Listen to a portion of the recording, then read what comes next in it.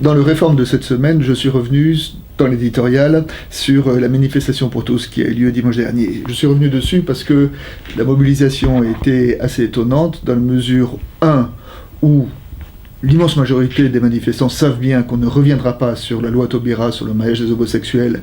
Comme toutes les lois sociétales, c'est ce qu'on appelle une loi cliquée, c'est-à-dire qu'une fois qu'elle a été promulguée, il est très difficile de revenir dessus.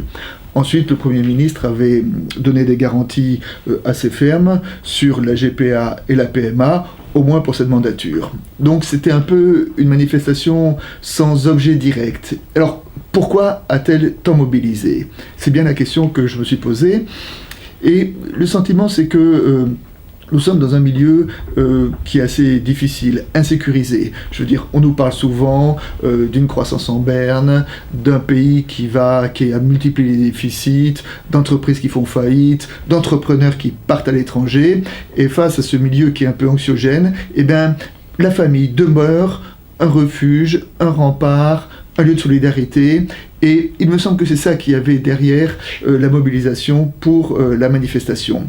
Ce contre quoi, d'une certaine façon, parler cette manifestation, c'est contre ce qu'on appelle le libertarisme. Le libertarisme, c'est, pour reprendre le titre et le thème d'ailleurs du livre de Michel Houellebecq, l'extension du domaine de la lutte à l'intime, au privé, aux relations conjugales. Le libéralisme, jusque dans les relations intimes. Et on sait que quand c'est le libéralisme, eh ben, souvent c'est les riches, les séduisants, les beaux qui ont tout et les autres qui sont dans la misère.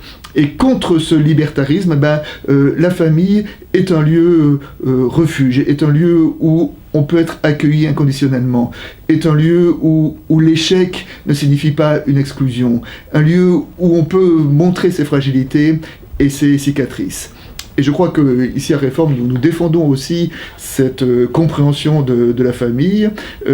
Cette famille, voilà, comme lieu d'accueil inconditionnel, accueil de tous, y compris accueil des homosexuels, que nos familles soient un lieu où les homosexuels puissent être accueillis, aimés tels qu'ils sont. C'est-à-dire qu'il ne suffit pas de prôner la manifestation pour tous, il faut aussi défendre la famille pour tous.